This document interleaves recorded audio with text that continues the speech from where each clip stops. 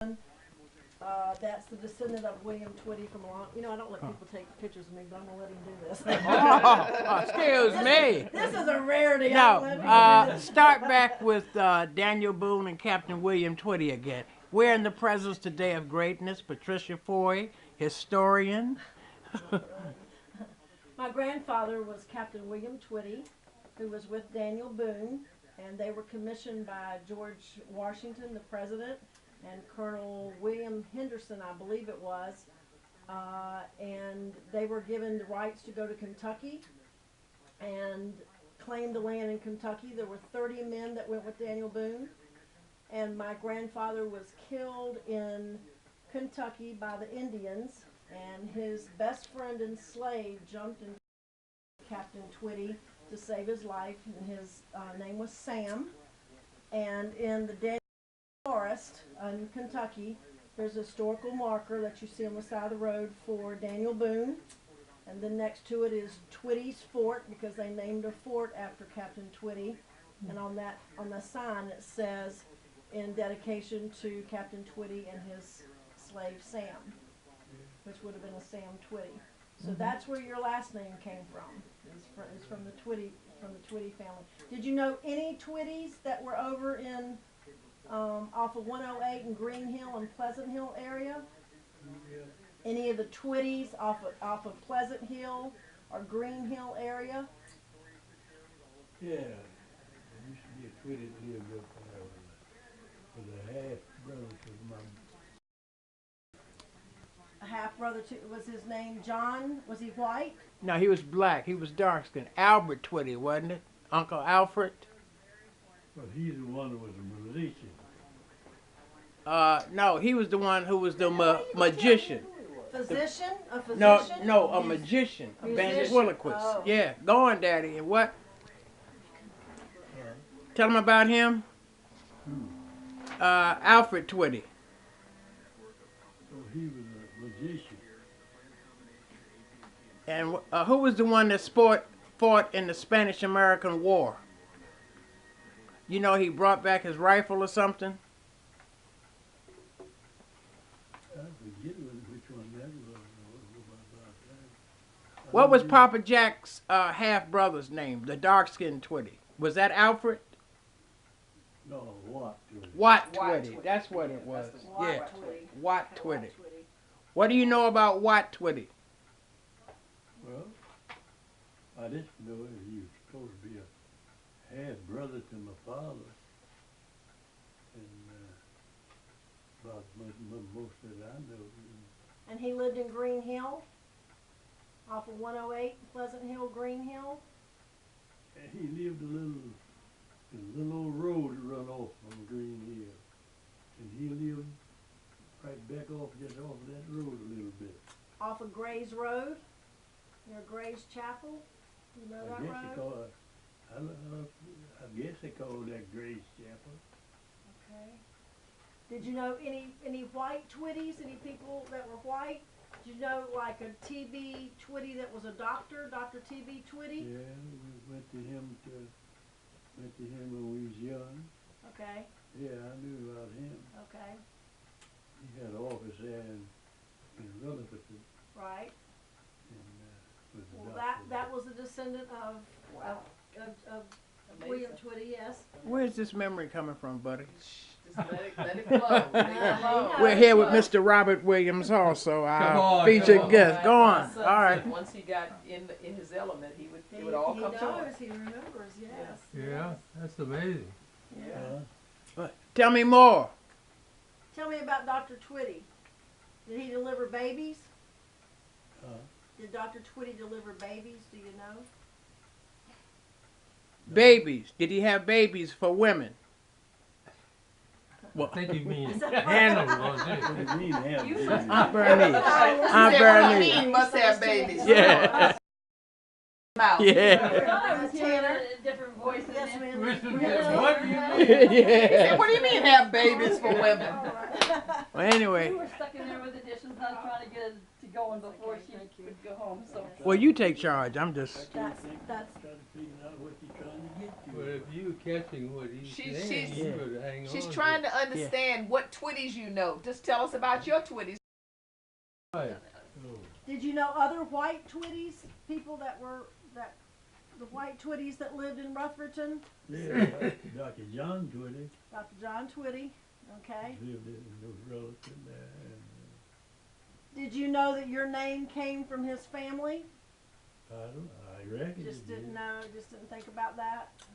I reckon it did as far as I know. Right. Well, those Twitties still owned all that land up in Green Hill, and my family was the McFadden family and the Miller family.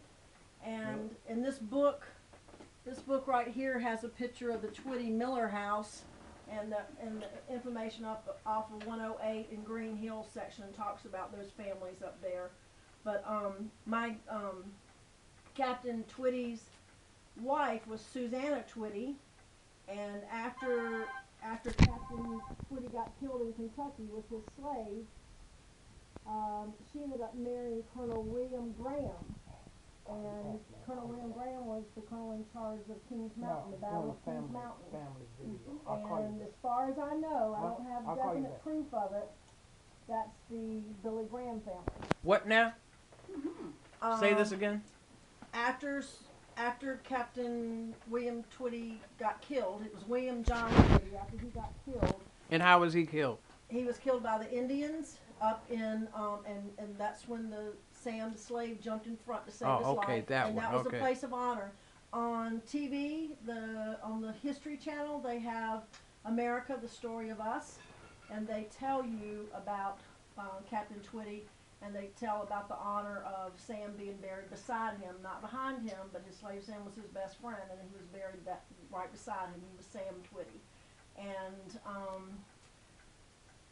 after he was killed, his wife was still in Rutherford, and she had 10 children, maybe more, and I don't know the exact number, but she ended up marrying Colonel William Graham, and he is supposedly the Billy Graham family, and I don't know that for positive, but I'm close. I'm like 90% sure that that's them. But he was the colonel in charge of the Battle of Kings Mountain, and he was, the movie The Patriot was based on his story and some of the things that happened in there. And on the History Channel, they'll tell you, they talk to you about Captain William Twitty, his slave Sam, not his son, but his slave Sam. And they also talk to you about another man that was on there, last name was Hanks, was on that crew with Daniel Boone, and that's Abraham Lincoln's grandfather, the Hanks, which also came up from that area. So it's just full of history, and I mean, I didn't know any of this growing up. My aunt wrote this book about in '98, and she died in 2000. It's in the Charlotte Public Library. It's the Library of Congress. But in the back of it, it's the McFadden family. But in the back of it, a whole section on the Twittys and a whole section on the Millers, and also a section on the Taylors. And I don't know if you've ever heard of the last name Dickey. Did you know any Dickeys here? Oh yeah, there's Dickies. In Rutherford? But did you know any Dickeys? Any who? Dickeys, people by the last name of Dickey, D-I-C-K-E-Y. Dickey. Dickey. Mm-hmm. Do you know anybody with the last name of Dickeys? No. No, I don't. Yeah. In fact, this is really Dickey. My father and mother in Wisconsin Right. That's the Dickeys too. had bought the property from a Dickey. Right. Right. That's them because they all traveled out together. There were 8 McFadden brothers, and What time period are you talking about with these McFadden brothers? 1775, right at the height of the Revolution. I think Captain Twitty got killed in 1775, and but these 8 brothers came here, and the youngest brother was Alexander. That was my grandfather. And his name was Alexander McFadden, and all the rest of the 8 brothers left to go claim land, and this was all through George Washington. They went to Tennessee, they were the first people into Indiana, they went to Kentucky, Arkansas. They were moving the people out, and that was their job, was to go blaze the trail for the people to come out. But Alexander stayed here because he fell in love with a little girl named Mary Twitty. So Mary Twitty's responsible for me and everybody else staying and living in this area. Now, who's Mary Twitty kin to? Mary Or Twitty where did she was come She from? was the daughter of Captain Twitty. She was the Oh, daughter she of was his Captain daughter. Twitty. Yes, she was his daughter. Who owns the Twitty plantation? Is that the Captain Twitty? That Captain Twitty did, but now it's still in that family, but it's owned by the people with the last name of Bell, Don Bell. The Dickersons owned it, and then the Bell family. Who owned it around 1858? Because there was a Robert Twitty that had about 15 slaves. Robert Gwynn Twitty. He is the only one named Robert Gwynn. All of the rest of them were Williams, all the way up except for Robert Gwynn, and then it came back to William Twitty. And the current William Twitty lives in Greenville, South Carolina. His dad lived in Rutherton, but they moved to Charlotte so he could go to the brand new high school where I teach now 50 years ago, which is Myers Park High School. And I didn't know any of that connection at all. And the day I was talking to him, I said, did you live in Rutherton? He said, no, my family moved to Charlotte so I could go to Myers Park High School. I said, Myers Park High School? And he said, yeah, we built a house right by the creek. I said, you're not going to believe where I'm standing. I'm in my classroom looking into the woods at that creek where the house was. And so it's funny how all the just connections. And he and I met last October, which was right at my birthday. And so it was the first time I met William Twitty. And we went down to the White Cemetery for the Twittys. White, Dr. John Twitty. Yes. He had an office there in Rutherford, Yes. North Carolina. Right. That would have been my family. That would have been I guess that would have been an uncle. It would have been my uncle back. Yeah. She's my grandmother's there. But now another interesting fact is there were forts all around that area. One of them was Fort McFadden, which is right up at Green Hill, right at the Twitty plantation.